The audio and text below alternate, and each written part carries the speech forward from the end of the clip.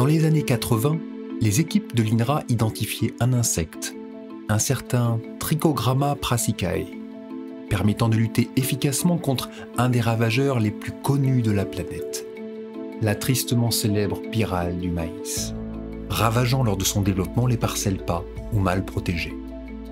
Petit, le trichogramme est toutefois redoutable pour la pyrale.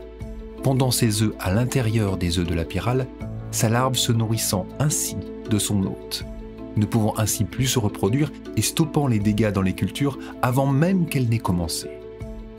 Si l'idée est simple et la logique implacable, la réalité pourrait bien être, elle, plus complexe qu'il n'y paraît. Donc dans l'imaginaire en fait, global des gens, en fait, faire de la lutte biologique, c'est on prend un insecte qui est donc un auxiliaire, on va l'utiliser contre un autre insecte, on va le lâcher et tout va bien se passer. Sauf que c'est pas si simple que ça. C'est beaucoup plus complexe, c'est-à-dire que des fois, on peut avoir un auxiliaire, en effet, qui est très efficace sur le terrain, c'est-à-dire qu'il va bien chercher son hôte et tout, mais il va avoir une difficulté, c'est que quand on va revenir au laboratoire, pour l'élever, ça va être beaucoup plus difficile à mettre en place.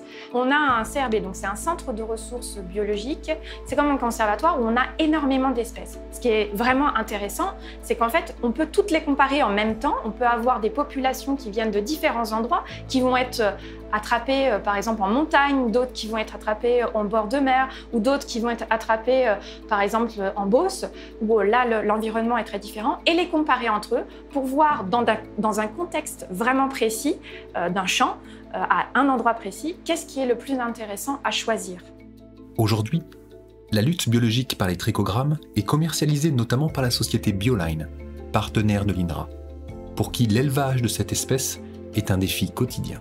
Le travail qu'on fait ici, c'est pas très différent du travail qu'il peut faire un éleveur classique. Mais la difficulté qu'on a sur le site, c'est qu'on travaille avec des insectes qui sont très petites. Ils sont moins d'1 millimètre. Et donc, nous ne pouvons pas, à l'œil nu, identifier quelles sont les différences entre eux ou quelles sont les caractéristiques.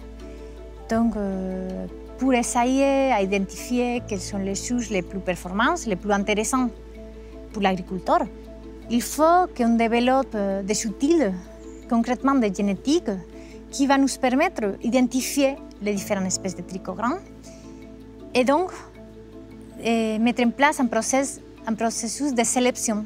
Une fois que les trichogrammes sont prêts à l'action, il reste une question importante. Comment les disperser dans les champs ? Si un système de plaquettes permet aujourd'hui aux agriculteurs de faire ce travail manuellement, d'autres innovations permettent d'envisager pour demain une dispersion sur de plus grandes surfaces. Donc Bioline envisage la possibilité de traiter de grandes surfaces à l'aide de drones, avec la possibilité de lancer les trichogrammes depuis les drones. Pour avoir une chance de réussir, toutes les phases sont critiques dans la mise au point d'une solution de lutte biologique. De l'identification de l'auxiliaire à l'élevage de celui-ci et à la capacité à évaluer et à conserver ses capacités dans le temps. C'est au prix de cette exigence, et grâce à un travail collectif et collaboratif, que le trichogramme est aujourd'hui une solution possible contre la pyrale, et que d'autres solutions de lutte biologique seront demain à l'œuvre dans nos cultures.